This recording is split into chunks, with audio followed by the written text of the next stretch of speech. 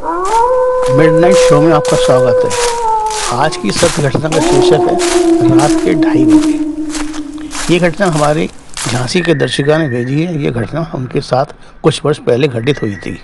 यदि आप भी कभी किसी भूत प्रेत बाधा से ग्रसित हुए हों या आपका कोई साथी, तो वह घटना हमें लिख भेजिए या कमेंट बॉक्स में अपना मोबाइल नंबर लिख दीजिए। हमारी टीम आपसे स्वतः ही संपर्क करके आपसे पूरी जानकारी हासिल कर लेगी। और हाँ, यदि आप हमारे चैनल को पहली बार देख रहे हैं तो इसे सब्सक्राइब कर लें और जितना हो सके शेयर कर दें, जिससे हम आपकी बात सब तक पहुंचाने में समर्थ हो सकें। आइए अब शुरू करते हैं आज की कहानी, जिसका शीर्षक है रात के 2:30 बजे। मेरी शादी हुए अभी 3 महीने ही गुजरे थे। हमारे पति राकेश की पोस्टिंग कश्मीर में थी। शादी के वक्त तो देश के हालात कुछ ठीक नहीं थे, इस कारण बमुश्किल 10 दिनों की ही छुट्टी राकेश को मिली थी। शादी के 10 दिनों में 7 दिन तो शादी के दैनिक रीति रिवाजों में ही गुजर गए थे। इस कारण ना तो मुझे और ना ही राकेश को इतना समय मिल पाया था कि हम दोनों एक दूसरे को अच्छे से समझ सकें।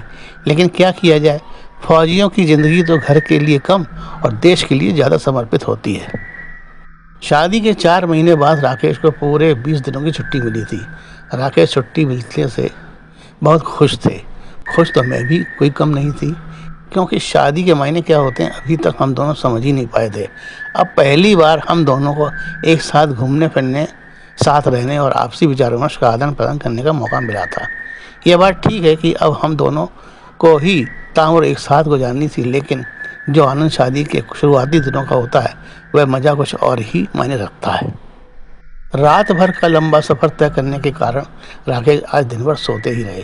बड़ी मुश्किल से दोपहर का खाना खाया और फिर से ही सो गए। रात 8 बजे उठे।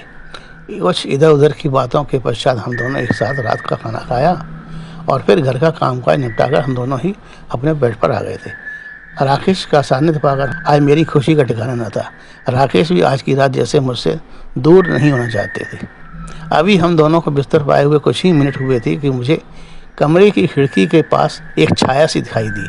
मैंने राकेश को कहा, कोई है जो खिड़की के पास से हम दोनों को देख रहा है। राकेश ने खिड़की के पास देखा। उन्हें भी वह परछाई नजर आई। राकेश ने लेटे लेटे ही पूछा, कौन है खिड़की के पास? राकेश की बात का कोई उत्तर न आया। राकेश उठे और खिड़की के पास जाकर खिड़की को खोलकर बाहर की ओर देखा।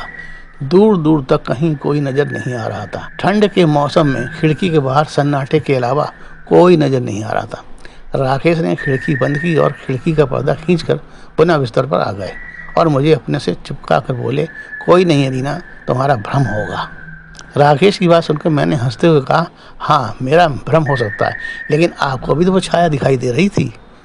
राकेश बोले, हाँ यार, अब भूल जाओ छाया वाया को, अब दूर न जाओ। और फिर हम दोनों एक दूसरे के आगोश में चले गए और हम दोनों को नींद ने आखेरा पता ही नहीं चला। मेरी नींद तब टूटी जब किसी की आहट ने मुझे जैसे झकझोरा। मेरी निगाह फिर उस खिड़की पर थी। खिड़की की पर्दा जैसे किसी ने हटा दी हो और वही छाया फिर से खिड़की के पास खड़ी थी। मैंने हिम्मत करके पूछा, कौन है खिड़की के पास? कौन है यहाँ? मेरी बात का भी कोई जवाब नहीं आया और कुछ ही देर में वो छाया वहाँ से गायब हो गई। मैंने घड़ी देखी जो रात के 2:30 बजे का संकेत दे रही थी। कुछ देर में सोचती रही, अभी तक तो कोई भी यहाँ नहीं आता था इस खिड़की पर। आज ये अचानक कौन है जो हम दोनों के बीच रुकावट पैदा करना चाहता है? सोचते सोचते मैं कब सो गई मुझे पता नहीं। मेरी नींद तब टूटी जब सुबह 8 बजे की तेज धूप की किरणें खिड़की के रास्ते हमारे बिस्तर पर आ रही थी। मैं जल्दी से उठी और दैनिक कार्यों से निपट कर राकेश को उठाने के लिए कमरे में गई। राकेश ने जैसे ही घड़ी देखी चौंक कर उठकर बैठ गए। अरे 10 बज गए। राकेश जल्दी से फ्रेश हुए और आधा घंटे में ही हम दोनों चाय नाश्ते के लिए टेबल पर आ चुके थे। चाय नाश्ते के बीच मैंने राकेश को बताया कि रात 2:30 बजे वही छाया फिर से खिड़की पर दिखाई दी थी, लेकिन मेरे पूछने पर वहाँ से गायब हो गई थी। राकेश ने इस बात को गंभीरता से लेते हुए कहा, अगर आज भी वह छाया रात को आती है तो जरूर कोई ना कोई है जो हमारा पीछा कर रहा है। उसे हमें भी ताड़ना होगा। हो सकता है कोई दुश्मन हमारी जासूसी कर रहा हो। दोपहर का लंच करने के बाद हम दोनों मूवी देखने गए। उसके बाद कुछ और जगह घूमने फिरने में ही समय बीत गया और रात को हम दोनों पुनः अपने घर में थे। दिन भर की थकान के कारण हम दोनों बिस्तर पर जैसे ही गए, नींद ने अपने आगोश में ले लिया। मेरी और राकेश की नींद तब टूटी जब किसी ने हम दोनों को ही किसी की आहट सी महसूस हुई। देखा खिड़की में वही कल वाली छाया खड़ी थी। राकेश उठे और कमरे की लाइट ऑन की। जैसे ही लाइट ऑन हुई वह छाया जैसे कहीं गुम हो गई। मैंने घड़ी देखी, रात के 2:30 बजे हुए थे। राकेश ने खिड़की खोलकर बाहर देखा। आज वही ठंड के कारण सन्नाटे की चादर बाहर छाई हुई थी। राकेश ने खिड़की बंद कर दी और बिस्तर पर आते ही मुझे अपने से जकड़ लिया, जैसे बहुत तेज ठंड लग रही हो। कुछ ही देर में हम दोनों फिर से नींद की गोद में समा गए थे। उस रात के 3 दिनों तक रात को कोई भी हरकत नहीं हुई, लेकिन चौथे दिन रात को 2:30 बजते ही वही छाया फिर से खिड़की पर आ गई। इस रात वह खिड़की के रास्ते कमरे के भीतर भी अपना कदम रख चुकी थी, क्योंकि कभी वह खिड़की पर तो कभी कमरे में रखी अलमारी पर नजर आ रही थी। किसी प्रकार हम दोनों ने जागते हुए रात बिताई और दिन होते ही हमने घर की सफाई की और झाड़ू लगाकर कमरे की धूल एक कागज में पुड़िया में बांध ली। राकेश बोलो, चलो हम दोनों आज ही किसी बालाजी के स्थान पर चलते हैं, वरना ये छाया कुछ भी अनर्थ कर सकती है। हम दोनों जल्दी जल्दी तैयार हुए और सुबह 9 बजे ही अपनी कार से बागेश्वर धाम के लिए रवाना हो गए। रात होते होते हमारी कार बागेश्वर धाम बालाजी मंदिर परिसर में थी।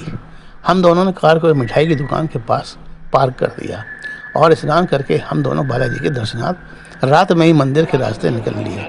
मंदिर में पहुंचते ही मैंने अपने साथ लाई कमरे की धूल मिट्टी, वही जो झाड़ू लगाकर हमने इकट्ठी की थी, बालाजी के परिसर में एक किनारे डालते हुए कहा, बालाजी महाराज देखिए, ये मेरे घर में किसकी छाया आ गई है, इससे हम दोनों की रक्षा करवाइए। मेरे इतना कहता ही उस धूल मिट्टी से एक गोला सा उठा और हवा में उड़ता हुआ सीधा बालाजी के गर्भगृह में चला गया।